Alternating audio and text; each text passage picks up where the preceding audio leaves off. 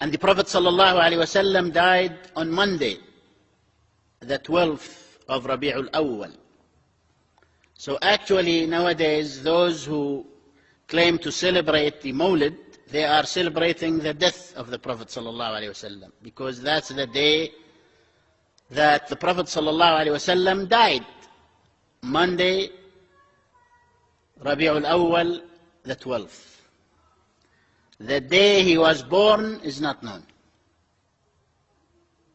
It's not known. It's not confirmed by authentic narrations. So they are celebrating an illusion, you see. And the companions of the Messenger ﷺ were more loving for their Prophet than anyone else. And they did not celebrate the birth of the Prophet Muhammad ﷺ, because the Prophet did not tell them. Otherwise they would. And until 500 years after the death of the Messenger ﷺ, no one in the Muslim countries celebrated the so-called birth date of the Prophet ﷺ. No one.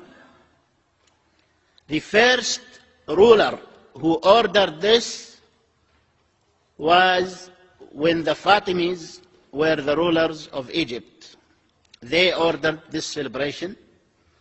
They said, since the Christians celebrate the birthday of Jesus, then our Prophet Muhammad is more worthy to make such a date for. Something from their mind, an innovation. Assalamu alaikum wa rahmatullahi wa barakatuh. Respected brothers and sisters, as you all are well aware that Iblis cried out loudly during the blessed birth of the Master of the worlds, the most beloved of Allah, Muhammadur Rasulullah sallallahu ta'ala alayhi wasallam. And we see some followers of Iblis, they also start crying on the occasion of the Mawlid of Nabi Kareem sallallahu ta'ala alayhi wasallam. Now, in order to confuse the general public, they came up with a new weapon saying 12th Rabi'ul Awwal is not the date of birth of Nabi Kareem sallallahu ta'ala alayhi wasallam.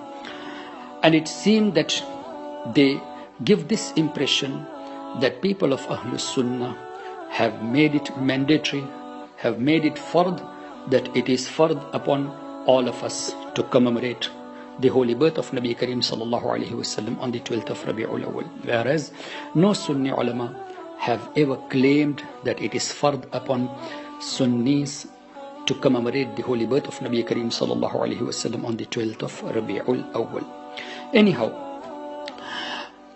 we will prove from the books of the scholars of early centuries as well, who has recorded that Nabi Kareem sallallahu alayhi wasallam was born on the 12th of Rabi'ul Awwal. Hadith recorded by Sayyiduna Ibn Abi Shayba in his Musannaf, that Sayyiduna Jabir radiyallahu ta'ala anhu and Sayyiduna Ibn Abbas radiyallahu ta'ala anhuma stated that Allah's Rasul sallallahu alayhi wasallam was born in the year of elephant on Monday, the 12th of Rabi'ul Awwal. This has been recorded also by Ibn Ishaq, who died in Hijri 151, Allama Ibn Hisham, Hijri 213, Imam Ibn Abi Shayba, Hijri 235, Imam Ibn Jarir, Hijri 310, Allama Abul Hassan Al-Mawardi, Hijri 480, Imam Abdul Rahman Jawzi, Hijri 597, Imam Abul Fatah Al-Andalusi, Hijri 734, Allama Ibn Khaldun, Hijri 808, Sheikh Abdul Haq Muhaddis Dehelwi, Hijri 1052, and also by the student of Ibn Taymiyyah, Hafiz Ibn Kasir, has recorded this in his book of Sirah, and also son of Muhammad bin Abdul Wahhab Najdi, that is Sheikh Abdullah bin Muhammad bin Abdul Wahhab Najdi, has also recorded that Nabi Kareem sallallahu ta'ala alaihi wasallam was born on the 12th of Rabi'ul Awwal in his kitab Mukhtasar Siratul Rasul. Hafiz ibn Kasir, student of Ibn Taymiyyah, further writes, this is what is famous amongst majority. That means the majority has accepted 12th of Rabi'ul Awwal as the date of birth of Nabi Kareem sallallahu ta'ala alaihi wasallam. So any Wahabi Salafi follower who says that 12th of Rabi'ul Awwal is not the date of birth of Nabi Kareem sallallahu ta'ala alaihi wasallam, he is simply trying to make us away from the remembrance of Nabi Kareem sallallahu ta'ala alaihi wasallam and trying to confuse the general public so that they get into this confusion and they be away from the commemoration of the holy birth of Nabi Kareem sallallahu alaihi wasallam, where we discuss about the miracles occurred during the blessed birth of Nabi Kareem sallallahu alaihi wasallam, where we talk about the miracles occurred through Sayyida Amina Tahira radiyallahu ta'ala anha. We talk about the way the angels and Sayyidina Jibreel alayhi salatu wassalam rejoiced, and the way the Malaika, they rejoiced in form of julus, and also the flag hoisting by Sayyidina Jibreel alayhi salam, one in Mashriq, one in Maghrib, and one on the Holy Kaaba. We also talk about the miracles occurred during the blessed birth of Nabi Kareem sallallahu alaihi wasallam, such as Nabi Kareem sallallahu ta'ala alaihi wasallam performed sajada soon after his birth. Allahu Akbar. And also we try to educate our children by talking about the childhood of Nabi Kareem sallallahu alaihi wasallam.